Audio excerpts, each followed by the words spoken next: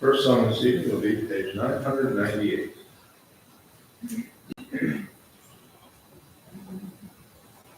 What child is this who lay to rest on Mary's lap is sleeping? Whom angels greet with anthem speak, while shepherds watch are keeping. This is Christ the King, who shepherds guard and angels sing. Haste, haste to bring him on the babe, the Son of Mary. Why lies he in such need, a state where ox and ass are feeding? Good Christians fear, for sinners hear the silent word is pleading. This is Christ the King, whom shepherds guard and angels sing. Haste to bring him all, the Son of Mary. So bring him in gold and myrrh, compassion king to own him. The King of kings, salvation brings, let loving hearts enthrone him. This is Christ the King, whose shepherds guard and angels sing. Haste, haste to bring him all, the babe, the Son of Mary.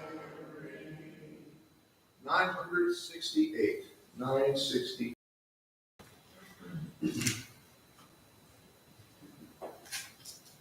After this, we'll turn it over to Brother Al. 968. Oh, they tell me of a home far beyond the skies. Oh, they tell me of a home far away. Oh, they tell me of a home where no storm clouds rise. Oh, they tell me of an unclouded day. Oh, the land of cloudless day. Oh, the land of an unclouded sky. Oh, they tell me of a home where no storm clouds rise. Oh, they tell me of an unclouded day. Oh, they tell me of a home where my friends have gone. Oh, they tell me of the land far away, where the tree of life in eternal bloom sheds its fragrance through the unclouded day.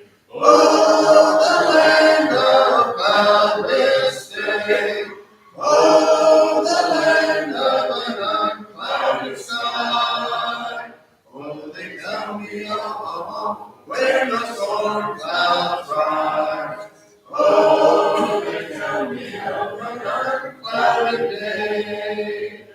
Oh, they tell me of a king in his and they tell me that my house shall be home, where he sits on the throne that is whiter than snow, in the city that is made of gold.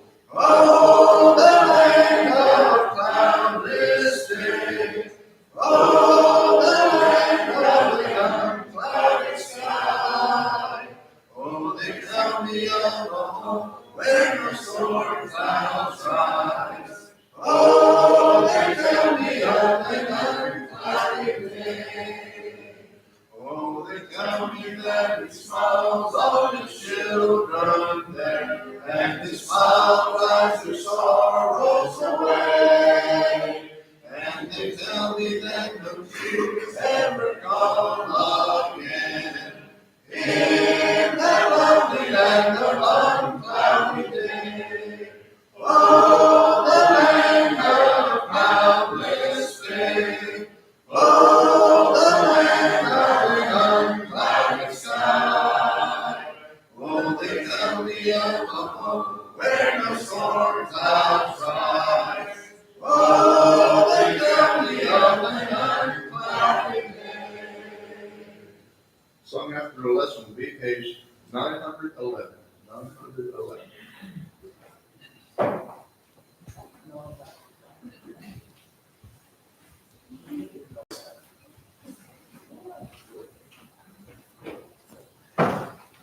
You usually have it sitting up there.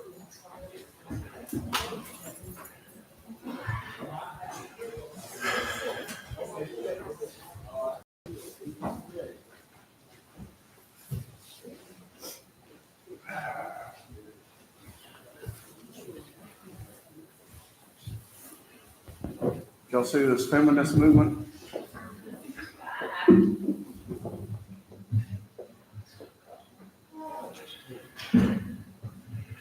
I just have one question.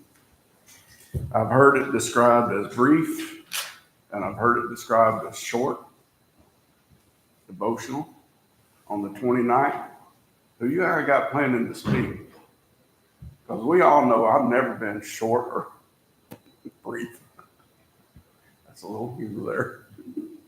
I guess I can go back to a chapel lesson from preaching school. You were only allowed 10 minutes. 10 minutes, you were in trouble. And so. Did you pass that course? Yes, I did. Now, I guess I could do like they did. The shortest one I did was, and I would say shortest, but I won't say it was short, was when I walked up on the last time I spoke in chapel with no preparation because I had no idea what my topic was. And it was, how can a preacher become as clanging brass and sounding cymbals? 1 Corinthians 13. So, and that's the way they did you on your last chapel lesson. You walked up and they say, here, put it together. So, maybe that would be the one. Job, going back to Job. Job in the next 3 chapters responds to all 3 of his friends. They have all now given their opinion. They've all given their opinion that everything that has happened to Job has to be because he has sinned. He obviously has some sin, and even though he has always, in their mind, been an upright man, he has been covering it up. The interesting part is Job's been trying to tell his friends and basically trying to say, I've been wanting to reason with God. I want to understand why this is happening to me. And he has not really told his friends what he thinks of them until now. I want you to read these first 3 verses with me. Then Job answered and said, no doubt you are the people, and wisdom will die with you. But I have understanding as well as you. I am not inferior to you. Indeed, who does not know such things as these? The last part, Job is telling me everything that you brought up, other than accusing me of sin, who does not know these things?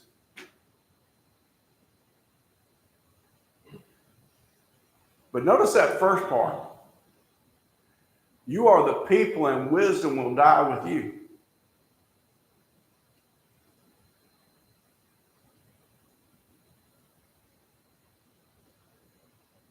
Every commentator I read said this is an insult and sarcasm intended at his three friends. You only think you are wise. Now, Kaufman mentions somebody in his commentary that says Job's given his friends the benefit of the doubt. But Kaufman says, obviously, they are trying not to see what is said here. The clear statement, wisdom will die with you. You are the people, obviously, you are the wisest people on the earth, and no one will be wise after you. That's really what the intent here is. Job friends have one lack of one main thing that they need to truly be Job's friend. Empathy and compassion. They start out with it, but as they start speaking to him, it goes away. Because it is all you have had to sin, Job. This has happened to you because you deserve it. That was what the last one said so far. This happened to you because you deserve it, even to the point of saying the reason his children had died was because they had sinned. Now notice what Job goes on.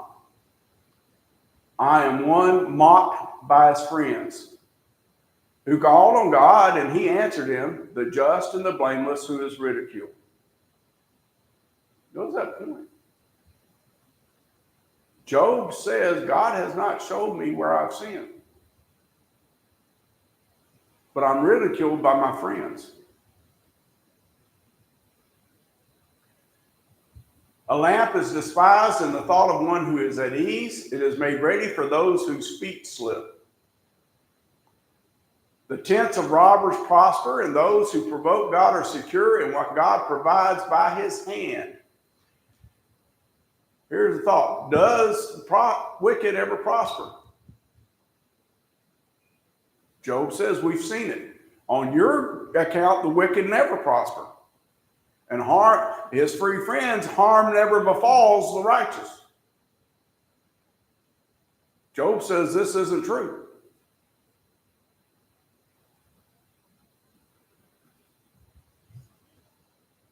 And this kind of ties in to you think you're so smart. But now ask the beasts and they will teach you. And the birds of the air and they will tell you. Or speak to the earth and it will teach you. And the fish of the sea will explain to you. Who among all these does not know that the hand of the Lord has done this? In whose hand is the life of every living thing and the breath of all mankind?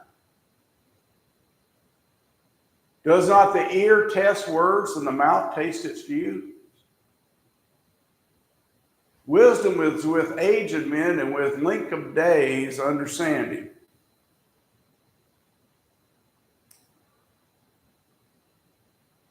We only got a couple in here that are what we would call still wet behind the ears. 3 of them. Still green, however you would put it. You're still waiting for wisdom? I think you probably got more than the rest of us combined. Either one of you three, how old is old? My dad. Out of the mouth of babe. What are you, about 40? 48. 48. You sure? Just your dad? Only dad in here that's young. Huh? At about 18, 19, we think about 25 is old, don't we? I did. 30 was ancient. How many of us at 25 was thinking about making plans about dying? Secure plans. None of us. Because we don't think about that at that age. How many of us have not thought about it recently? How many of us are not saying, my days are numbered? Joey and I was talking about this morning. For me, it's been on my mind a while because I've outlived my grandfather's age. I passed it about 8 years ago. I've got another year and I will have outlived my father. I'm in better health than he was at that time. But that knocks on your door. That makes you start thinking about these things. Wisdom, the things that you didn't understand when you were young, that you now understand as old. Job is speaking a truth here, because if we live long enough and we pertain to mature as we should, wisdom will come to the point that things that we thought about in our early years, we don't even care about now. And our ways of thinking totally change. That's what life does to us. And that's what gaining knowledge does. Job is speaking truth here. With him, speaking of God, are wisdom and strength. He has counsel and understanding. If he breaks a thing down, it cannot be rebuilt. If he imprisons a man, there can be no release. If he withholds the waters, they dry up. If he sends them out, they overwhelm the earth. With him are strength and prudence. The deceived and the deceiver are his. He leads counselors away plundered and makes fools of the judges.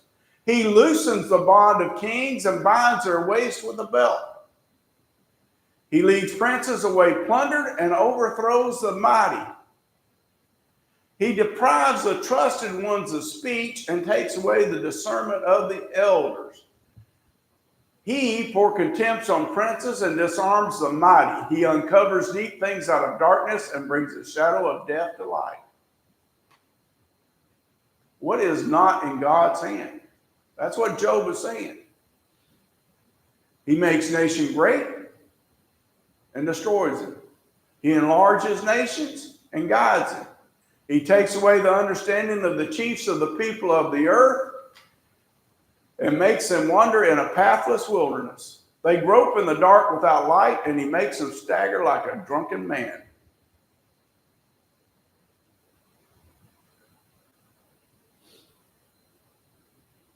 Did Job have a great understanding of God? Undoubtedly did. And how much can we say he had written down? That's right, we know of nothing. But evidently he knew about the flood. He knew about Noah. He knew, because all that would have been passed down, and that would sit there and make you think. I was thinking about when it says he releases the waters and it overwhelms the earth. Is that not a good description of the flood? Well, God is God. When you read all this stuff, it's kind of like you're trapped. Yeah. You're a human being. You're created by God. You're trapped wherever you go. Wherever you go, you are in God's hand. That's right. For him to do as he chooses. We tend to forget that. Here comes the reality. How much control do we really have over our life? I had a man tell me, about a 70-something-year-old man tell me, he said, "Sir, I got 100% control of my vehicle all the time." I said, "You know who you're talking to, right? You're talking to a safety man." I said, "Nobody has control of anything at all times, 100% of the time. You even have control of your own body." This is a 70-something-year-old man talking to me, and he ought to know better what he was saying. He ought to know better because he's 70 years old. Right? There's a reality coming. I kind of stick with control of my vehicle at all times. Right. That's baloney. That's baloney. Yeah. You didn't have heart attacks while they're driving. People have blowouts. People have all kinds of things. Other people, they have no control over other people, what other people do. And let me tell you something. You're talking to a guy at 20 years old, thought there wasn't nothing he couldn't do in his car. But then look back over his, what he calls now the stupid years, and understands that if God hadn't been with him, he wouldn't be alive today. One blow tire and things would have changed. Here comes the aspect of that, to think that I have complete control over my life. begs the question, how did I get here to this point? On the other hand, we have to choose. On the other hand, we have to choose, and that's the thing. We make choices, and we do that change the direction of our lives, but even then, do I have full control over where those take me? I want you to think about this.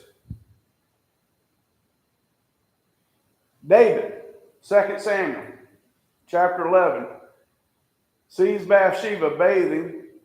Instead of being smart and turning around and walking the other way, he sins for her. Commits this sin. Then when she becomes with child, as Uriah the Hittite murdered. He thinks, as God tells him, you've done this thing in secret. How many people knew what David did? Several. Those servants that went and got her. The servants that carried the message. Joab that received the message to kill Uriah the Hittite. And then when David is revealed through a parable, so to speak, to him through Nathan the prophet, David says that man will pay fourfold. And that's when Nathan says, you are the man. Now here's the thing. God said the child that you have conceived with Bathsheba will die because you've given the enemy's God opportunity to blaspheme. What David didn't understand, other than that child set things in motion that would happen in his life that God did not cause to happen, but he would pay full. One of his own nephews would use David's example to convince one of his sons to rape his own sister. And then that girl's brother will murder the one that raped her. How many children did David lose in a sense over that? Because that child would rebel and be killed. Fourfold. David's most trusted advisor would turn on him because of what he had done with Bathsheba, which was his granddaughter. Really, he paid 5. Things he set in motion by that choice, the sin.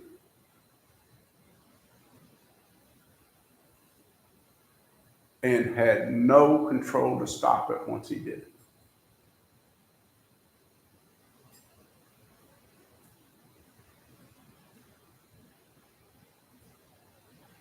Kind of fits in. We go grope in the dark without light, and he makes him stagger like a drunken man. By the time we realize it, we think we must have been a fool. Notice Job says, chapter 13, behold, my eye has seen all this, my ear has heard and understood it. What you know, I also know. I am not inferior to you. What do you tell your friends? Everything that you've spoken of, I know. But does that mean I have sinned? But notice what he says. But I would speak to the Almighty, and I desire to reason with God. But you forgers of lies, you are all worthless physicians. Oh, that you would be silent, and it would be your wisdom. What's the hardest part about listening?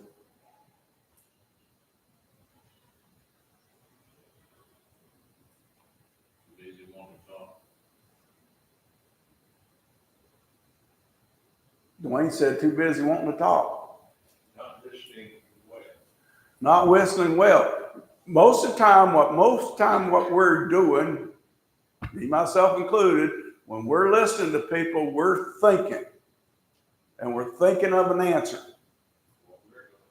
What we want to say. He hit the nail on the head. We all are guilty. It's hard. But he is telling him, if you would just be silent and listen.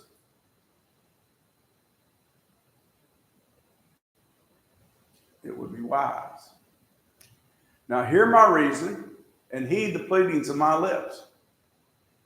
Will you speak wickedly for God and talk deceitfully for him? Will you show partiality for him? Will you contend for God? Will it be well when he searches you out? Can you mock him as one mocks a man? He will surely rebuke you if you secretly show partiality. Will not his excellence make you afraid and the dread of him fall upon you? Your platitudes are proverbs of ashes, your defenses are defenses of clay. What evidence did they have that Job had sin in his life? No. They were working with some understanding they had that anybody that would fail all this bad luck had to be in a bad situation with God. That's what they were driving their whole life. They were dealing as superstitious people. You remember when Paul was shipwrecked and was gathering wood and put it on the fire and a snake come out and bit him? What did the people there think? Oh yeah, he must be really bad and the gods have not let him escape. That's exactly what we tend to do. Something happens bad to somebody, it is your fault. We take life's equation out of it. God must be punishing you.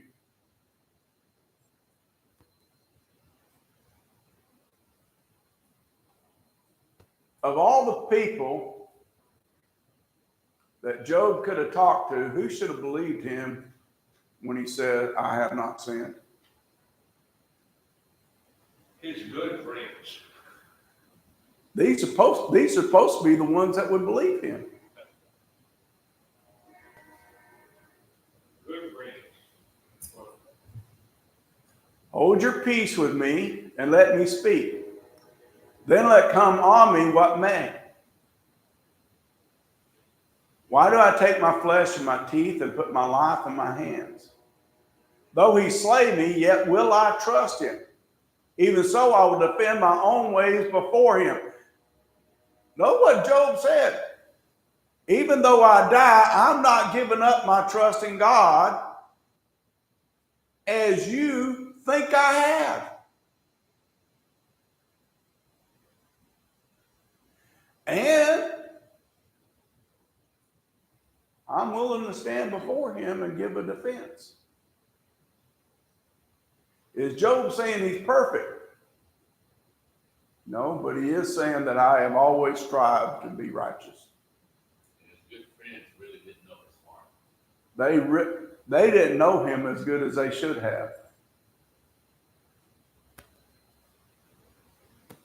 He also shall be my salvation, for a hypocrite could not come before him. That's the point. If I'm lying, why would I even want to stand before God? Listen carefully to my speech and to my declaration with your ears. See, now I prepared my case. I know that I shall be vindicated. Who is he who will contend with me if now I hold my tongue, I perish?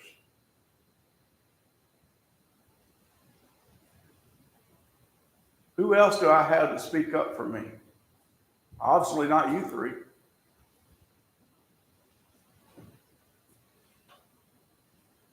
So Job turns to God. Only two things do not do to me, then I will not hide myself from you. One, withdraw your hand far from me, and let not the dread of you make me afraid. What is he saying? Don't be so far away from me that I can't approach you. And don't let the be so bad that I'm afraid to speak to you. What he's saying, I don't want just your wrath. I want to be able to talk to you. Then call and I will answer, or let me speak, and then you respond to me. How many are my iniquities and sins? Make me know my transgression and my sin. You ever say that prayer?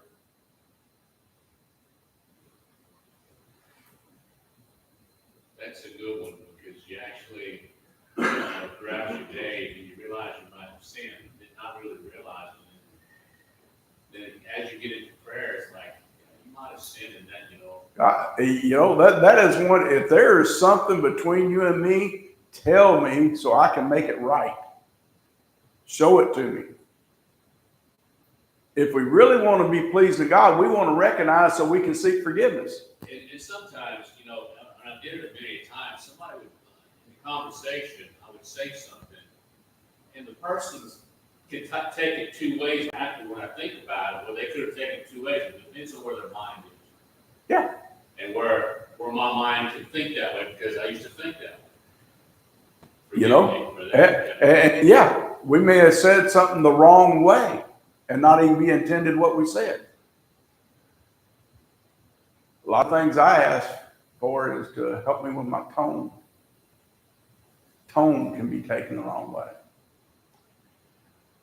Why do you hide your face and regard me as your enemy? There's one problem where Job is kind of mistaken. Does God regard Job as an enemy? Knowing what we know, what's said of him in the first and second chapter, no. God does not see Job as a friend, as an enemy. He sees him as a faithful servant. Will you frighten a leaf driven to and fro, and will you pursue dry stubble? For you write bitter things against me and make me inherit the iniquities of my youth. Job says there must be something long ago that has been brought against me now that I can't remember. You put my feet in the stocks and watch closely all my paths. You set a limit for the soles of my feet. Job is like a lot of people at this point, and it's all because of the bitterness he's feeling over his life. God must be watching with a magnifying glass, just wait for me to mess up.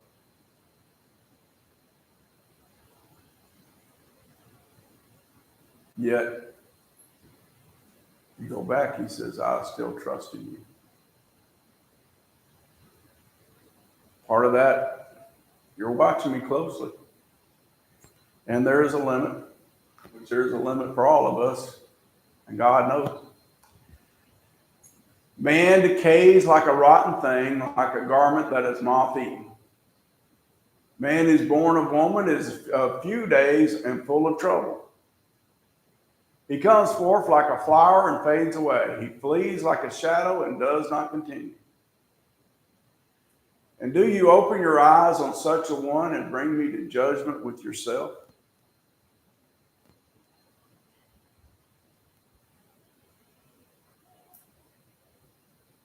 Who can bring a clean thing out of an unclean? No one.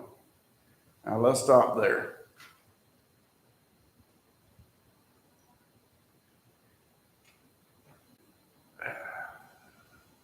Can we take something unclean and make it clean? And I'm not talking about laundry. From what Job is speaking of, can you take a sinful person and bring something good out of it? Can we do it? If you take that aspect of that no man can do that, you're exactly right. But can God do that?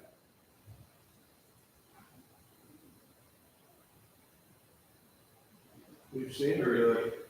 Huh? We've seen him do it. We've read about Saul to Paul. Okay, let's just start back a little further than that. Because this is the avenue where people make mistake in reading this and applying it to God can't do it. When's the last time you saw a baby born? A long time ago.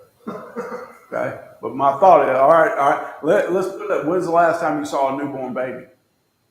or even a toddler that we know, even a toddler is without sin, but a baby is pure and innocent. It's without sin. Who makes it that way? God. Now, taking it a step further, as we've read about him doing it, as he's done to every one of us that's been baptized, he has taken unclean and made it clean.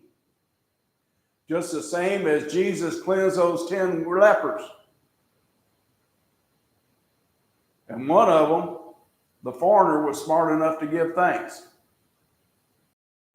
as we should give thanks.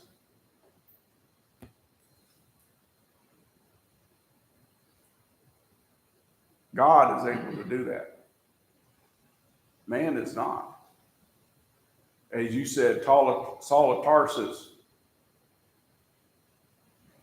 came Paul the Apostle. Peter. How many times did Peter repent and God forgive? You know the first time Peter repented?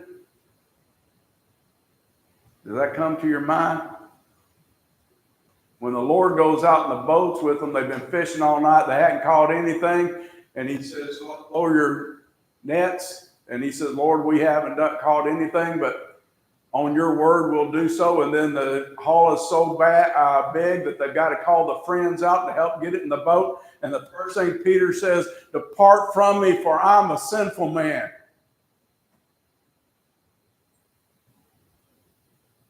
You're holy, and I should not be in your presence.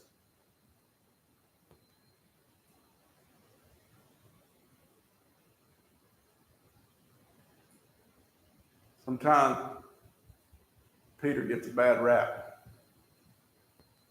Peter was always willing to repent when corrected. Since his days are determined, the number of his months is with you. You have appointed his limit so that he cannot pass. Look away from him that he may rest till like a hired man he finishes his day. For there is hope for a tree, if it is cut down, that it will sprout again, and that its tender shoots will not cease. Though its roots may go old in the earth, and its stump may die in the ground, yet at the scent of the water it will bud and bring forth branches like a plant. But man dies and is laid away. Indeed, he breathes his last, and where is he? A water disappears from the sea, and a river becomes parched and dries up. So man lies down and does not rise till the heavens are no more. They will not awake nor be aroused from their sleep. Job says, when this life is over, who comes back to this life? Oh, that you would hide me in the grave, that you would conceal me until your wrath is past, that you would appoint me a set time and remember me. Starting to wonder, Job might not have understood much about the judgment. If a man dies, shall he live again? All the days of my hard service I will wait till my change comes. You shall call and I will answer you. You shall desire the work of your hands. Now notice this point. Now you number my steps, but do not watch over my sin. My transgression is sealed up in a bag, and you cover my iniquity.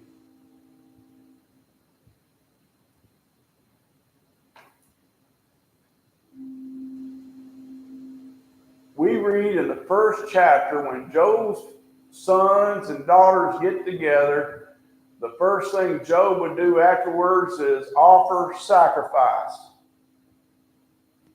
Why?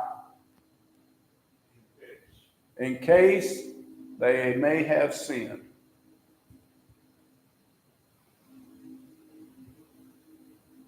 If Job was righteous enough to keep offering sacrifices for his children,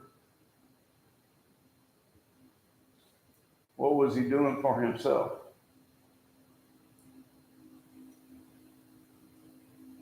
Offering those same sacrifices. When do we see sacrifices ordained as to do before God? When do we first see that? Early. Genesis 4, early on in mankind's life. At the beginning, and it carries on after the flood. What's the first thing that Noah does after he comes off the ark? Offer sacrifice. And that would have been perpetuated and taught right down to Job, who did the same to the point that he understood in doing so, my transgression is sealed up in a bag, and you cover my iniquity.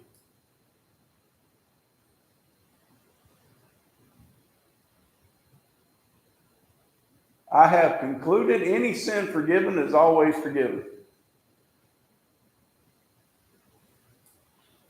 But does that mean that I have forgiveness for any sins I commit in the future? Absolutely not. Ezekiel 33 tells us if a righteous man turns to wickedness, his righteousness will be remembered no more. Does that mean God now remembers all the sins that he did in the past? No. He's looking at the wickedness that he's committing now. That's what Job means there. It's sealed up in a bag. That's gone. Once God has forgiven it, it's been forgiven. It's only what we do in the future that'll be held against us if we're found sinful. And there's also, I think, there's a factor there. You said, when a man turns to wickedness. But Christian usually doesn't turn to wickedness. They just commit sin. Christian doesn't commit, they sin and they seek forgiveness. That is the difference. They are seeking forgiveness. But we are speaking of, there are people that have turned to wickedness. Turn back to wickedness after being, and so they're right. Just as Peter speaks to, as a sow returns to the mire, so does the dog lick up its own vomit. That's the Christian that turns away from God after having tasted the goodness of his grace. But even that, if he'll turn back to righteousness, can be forgiven.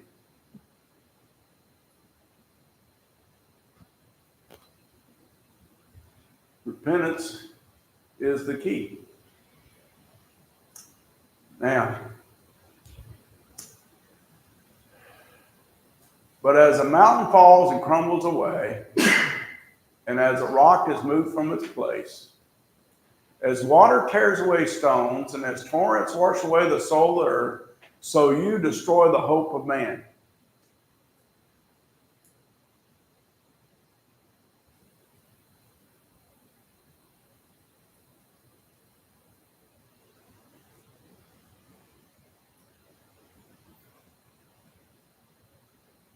Is Job talking about spiritual hope or physical hope?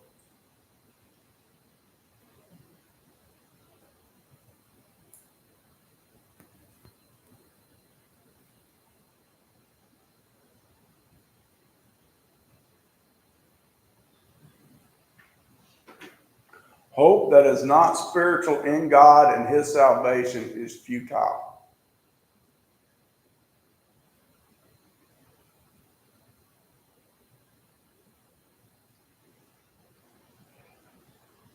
What's that place over across the river? LaBerge, is that it? How many people go in there with hope all the time? Hope of gaining something for nothing. How much do they get? We hope in this life there is no hope. We hope in God, that is where hope lies. God takes care of us. God brings us to him. God promises to deliver us to him. If our hope, the hope of man, does nothing. How many kingdoms have risen and fallen? That's what Job is speaking of. Hope in mankind is nothing. God destroys that. He shows us it won't prevail. Notice you prevail forever against him and he passes on. You change his countenance and send him away. His sons come to honor and he does not know it. They are brought low and he does not perceive it. but his flesh will be in pain over it, and his soul will mourn over it.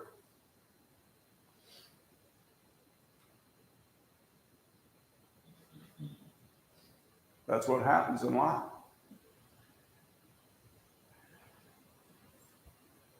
I've got some friends that I went to high school with. If I saw them on the street, I would know it was them. From then, because I've seen pictures, or I've seen them since then, that they have changed so little that I would recognize them. But I can count them on one hand. I am not one of them.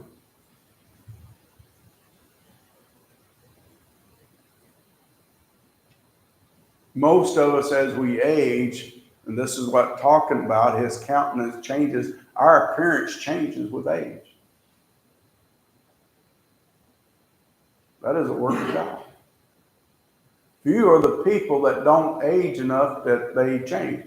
I became friends with a cousin of mine that I hadn't seen since I was 19 years old when my grandfather died. On Facebook. I can guarantee you, if we walked past each other having not met on Facebook, we would have not known who each other were.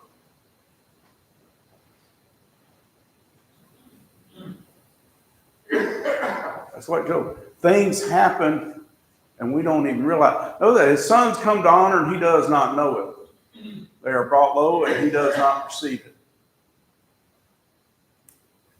He's talking about things that happen, especially in that time, that if they moved far away, how much would they know about it? If they lived beyond that, how much would he know?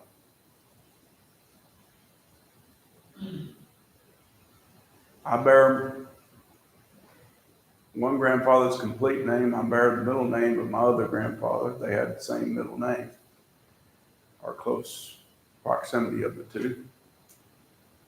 I knew my grandfather on my mother's side.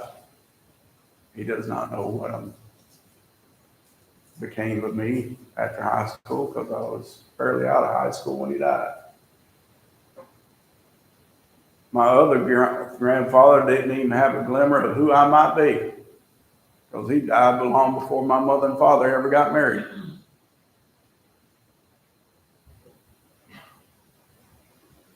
Comes to honor. My own father, who was a preacher, did not ever know that I was a preacher, became a preacher.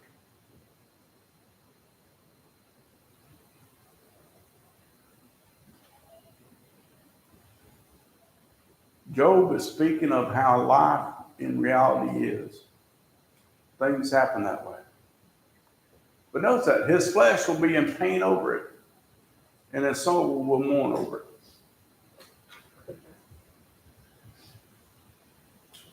A few months before my father died, he had told me he wished I would have had a child, but he could know it.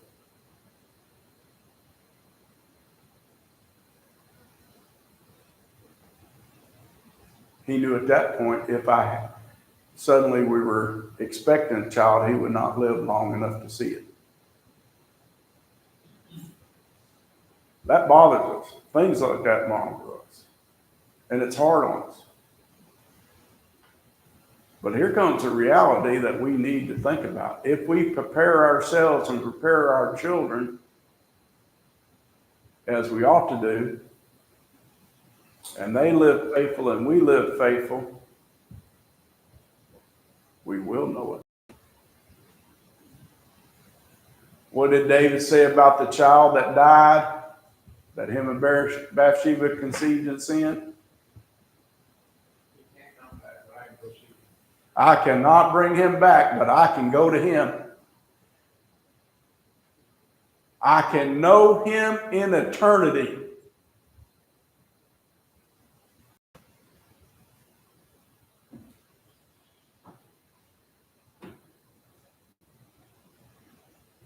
That's our hope. That's what we see.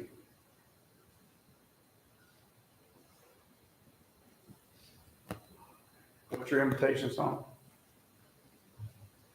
Great price for broken. That's the only way we have. To bring our life before Christ. Let's stand and sing.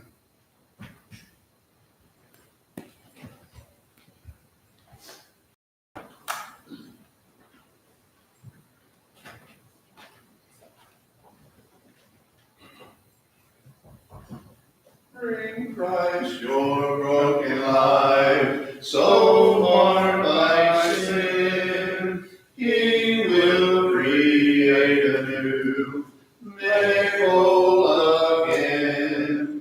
Your empty, wasted years, He will restore, and your iniquities remember no more.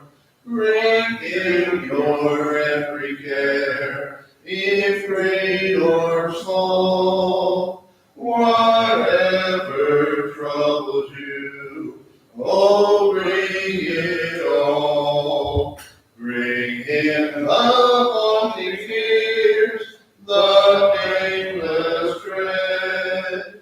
Thy heart He will relieve, and lift up thy head. Bring Him your weariness, receive His rest. Weep out your blinding tears upon His breast. His love is wonderful, His power is great, and none that trust in Him shall be desolate.